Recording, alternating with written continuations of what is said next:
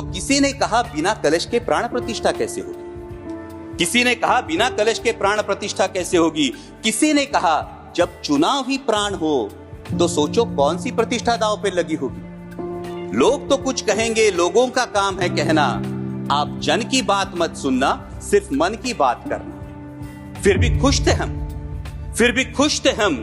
500 साल का सपना जो पूरा हो रहा था, हमारे अंदर का हिंदू भी पूरी तरह से जाग गया था।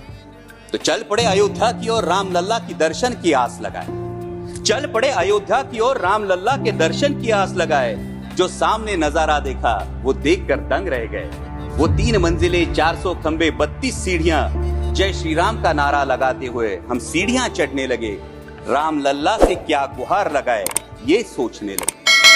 पहली सीढ़ी पर याद आई महंगाई, पहली सीढ़ी पर याद आई महंगाई, दूसरी पर देश में बढ़ती बेरोजगारी, तीसरी पर पत्रकारिता की चरण चुंबकता, चौथी पर सेंट्रल एजेंसीज की संदिग्ध भूमिका।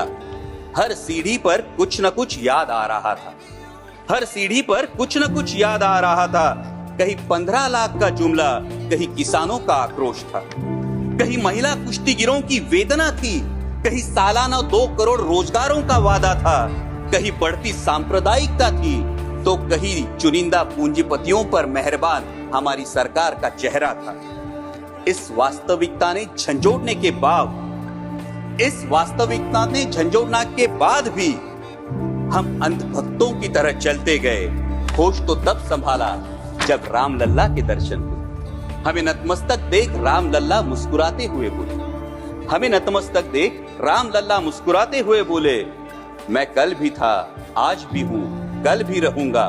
जितना इस मंदिर में हूँ उतना ही तुम्हारे मन में रहूंगा। लेकिन याद रखना हमेशा, लेकिन याद रखना हमेशा, मैंने त्रेता युग में रामराज जलाया था, तुम कलयुग में जीते हो जहां संविधान ने गणराज जलाया है। धर्म समाज का किनारा जरूर है, धर्म समाज का किनारा जरूर है, लेकिन देश एक बहती धारा है। किनारे को धारा के बीच में लाया तो प्रवाह अड़ जाता है, प्रगति के पथ से हट जाता है। इसलिए धर्म का ठेकेदार नहीं, पहरेदार बनना चाहिए। इसलिए धर्म का ठेकेदार नहीं, पहरेदार बनना चाहिए। तुम रहो न रहो, वो रहे न रहे, ये देश रहना चाहिए, देश का संविधान रहना चाहिए, देश का लोकतंत्र रहना चाहिए, ये देश रहना चाहिए। जय हिंद, धन्यवाद।